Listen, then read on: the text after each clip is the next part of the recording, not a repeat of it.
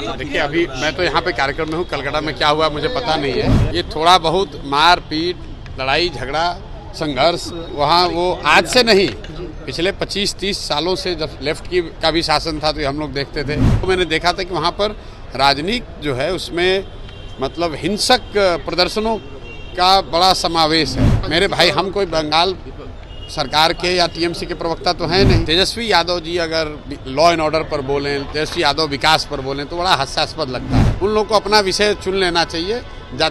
जाति पर बोलें, रंगदारी पर बोलें, इन सब चीज़ों में बोले तो ठीक लगता है। अब लॉ एंड ऑर्डर पर आरजेडी के लोग ज्ञान देंगे तो अभी भाई 6 महीना पहले तो यही उप मुख्यमंत्री थे।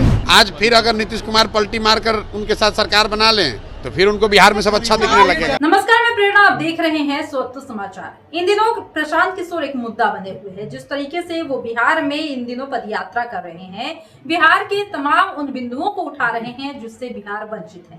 ऐसा लगता है कि प्रशांत किशोर ने इस बार ठान लिया है कि बिहार की तस्वीर को बदलना है, बिहार के तकदीर को बदलना है। ये बातें हम यूं ही नहीं कह रहे, क्योंकि अक्सर वो कोई ना कोई योजना पर बात करते हैं। कभी नीतीश कुमार को कटघरे में खड़ा करते हैं तो कभी तेजस्वी यादव से भी सवाल करते हुए दिखाई देते हैं। लेकिन इस बार प्रशांत किशोर ने जो बयान दिया है वो सुनकर आप भी आश्चर्य में पड़ जाएंगे। जी हाँ, बता दें कि कोलकाता में इतना बड़ा मामला हुआ जिसको लेकर प्रशांत किशोर से सवाल किया गया तो उन्होंने एकटुक जवाब दे दिया। उन्होंने कह दिया कि क्या हुआ कोलकाता में मैं नहीं जानता, क्योंकि मैं वहां पर नहीं था। इसके बाद वो मीडिया के सवालों से घिर जाते हैं। हालांकि वो मीडिया के सवालों का जवाब दे देते हैं, लेकिन इसके बाद तुरंत ही वो तेजस्वी यादव पर तीखी प्रतिक्रिया देते हैं और ये कहते हैं कि तेजस्वी यादव अगर और मुद्दों पर बात करते तो अच्छा भी लगता, लेकिन जिस तरीके से वो लॉ एंड ऑर्डर पर बात करते हैं ये सोचने वाली शर्मनाक बात है। उन्हें ये याद करना चाहिए था कि उनके पिताजी के शासनकाल में लॉ एंड ऑर्डर कहाँ था और प्रशांत किशोर ने किस तरीके से तेजस्वी को कटघरे में खड़ा किया है, उन्हें सवालों के घेरे में लिया है, वो आप सुनिए। पहुंचने नहीं दिया जा रहा है। देखिए, अभी मैं तो यहाँ पे कार्यक्रम में हूँ। कलकत्ता में क्या हुआ मुझे पता नहीं है, लेकिन जो लोग भी बंगाल की राजनीति को समझते देखते हैं, वहाँ पर ये थोड़ा बहुत मार पीट, लड़ाई झगड़ा, संघर्ष वहाँ वो आज से नहीं, पिछले 25-30 सालों से जब लेफ्ट का भी शासन था तो हम लोग देखते थे। टीएमसी के भी शासन में देख रहे हैं। और 1-2 साल जब मैं वहाँ चुनाव के दौरान था भी तो मैंने देखा था कि वहाँ पर राजनीति जो है उसमें मतलब हिंसक प्रदर्शनों का बड़ा समावेश है।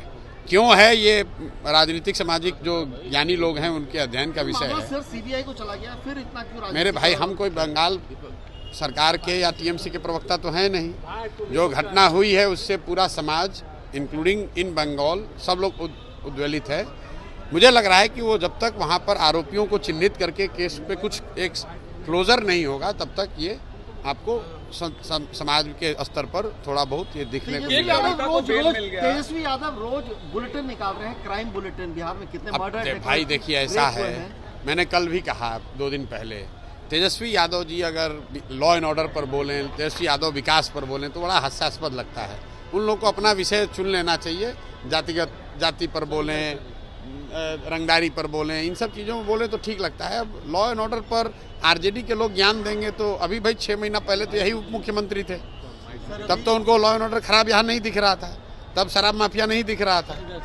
आज फिर अगर नीतीश कुमार पलटी मारकर उनके साथ सरकार बना लें तो फिर उनको बिहार में सब अच्छा दिखने लगेगा।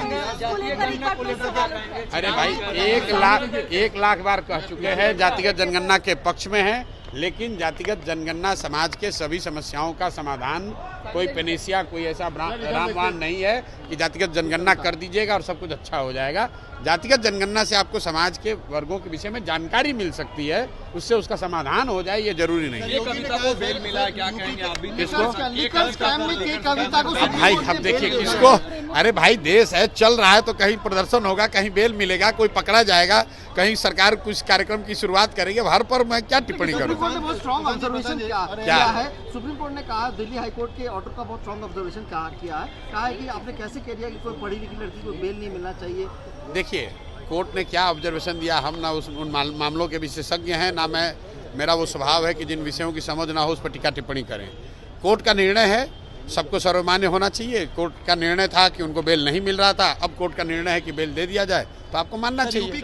आगे आगे चलिए हमारे तो सुन रहे थे आप कि कैसे तेजस्वी यादव ने इस वक्त तेजस्वी पर निशाना साधा है और कह दिया है कि आपको तब की सोचने की जरूरत है जब आपके पिताजी सत्ता में हुआ करते थे, आपको जानकारी ही कितनी है। यानी कि उन्होंने तेजस्वी के जानकारी पर भी सवाल उठाया और कहा कि आप अन्य मुद्दों पर बात कीजिए, आप बिहार की तरक्की पर बात कीजिए, रोजगार के मुद्दे पर बात कीजिए, लेकिन आप लॉ एंड ऑर्डर पर बात मत कीजिए। यानी कि प्रशांत किशोर ने साफ शब्दों में यहाँ पर तेजस्वी यादव को चेता दिया है कि आपको लॉ एंड ऑर्डर पर बात नहीं करनी चाहिए। फिलहाल इस वक्त की खबर में इतना ही। और भी ऐसी तमाम वीडियो अपडेट्स के लिए बने रहिए हमारे साथ और देखते रहिए हमारा चैनल स्वतंत्र समाचार। धन्यवाद।